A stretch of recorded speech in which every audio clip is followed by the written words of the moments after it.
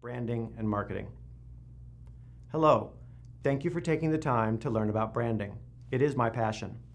It's what I'm great at, and it's what has made me the most money in all of my many careers. I'm Keith West Harrison. Many spa and business magazines have named me the master branding coach. I took a single brand from $200,000 in sales in 2010 to over $2.1 million in 2013. I just accepted an award from Inc. magazine as one of the fastest growing privately held companies. My companies have been featured in People magazine, USA Today, Vogue, Huffington Post, The Guardian, LA Times, New York Times, CNN, and many, many more media outlets. I coach small business owners frustrated with past marketing and branding failures. Simply by teaching others how to brand, I've inspired others to achieve specific goals that added millions of dollars to their bottom line. I have the most adorable pet pig. Her name is Priscilla, Pig of the Desert, and she helps me with all this. Now that you know a little about me, let's dive right into branding. The main goal of branding is branding makes selling easier.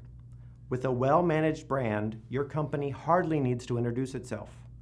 Within your target market, people will already know your business, its personality, and the promise you make to customers, all based on what they've seen and heard through your marketing communications.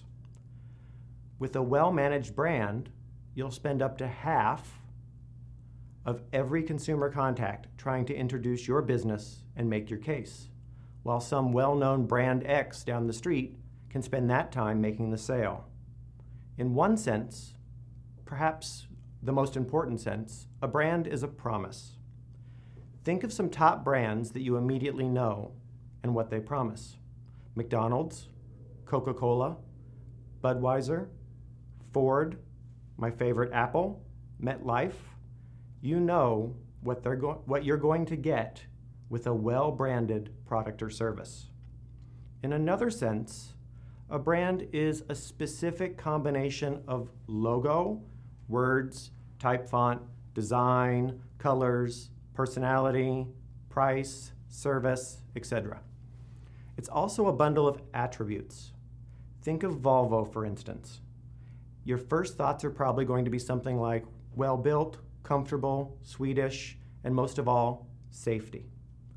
The promise, look, personality, and attributes can even acquire a special patina of what I call me appeal.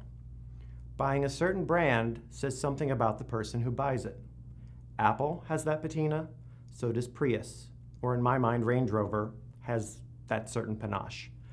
The booze and clothing businesses are filled with patina products. Cristal, Guinness, Ralph Lauren, Manolo Blahnik.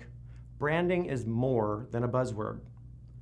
The AMA, or American Marketing Association, defines a brand as a name, term, sign, symbol, or design, or a combination of them, intended to identify the goods and services of one seller or group of sellers and to differentiate them from those of other sellers. The objective that a good brand will achieve includes deliver the message clearly, confirms your credibility, connects your target prospects emotionally, motivates the buyer, and then concretes that user loyalty. To succeed in branding, you must understand the needs and wants of your customers and prospects. You do this by integrating your brand strategies throughout your company at every point of public contact. Your brand resides within the hearts and minds of customers, clients, and prospects. It's the sum total of their experiences and perceptions, some of which can influence and some of which you can't influence. A strong brand is invaluable as the battle for customers intensifies day by day. It's important to spend time investing in research, defining, and building your brand. After all, your brand is the source of a promise you make to the consumer. Next time, I'll go even deeper. A brand is more than a logo or a pretty package. We'll walk you through the brand storytelling process I've used that has repeatedly taken small brands from $100,000 to millions in sales per year.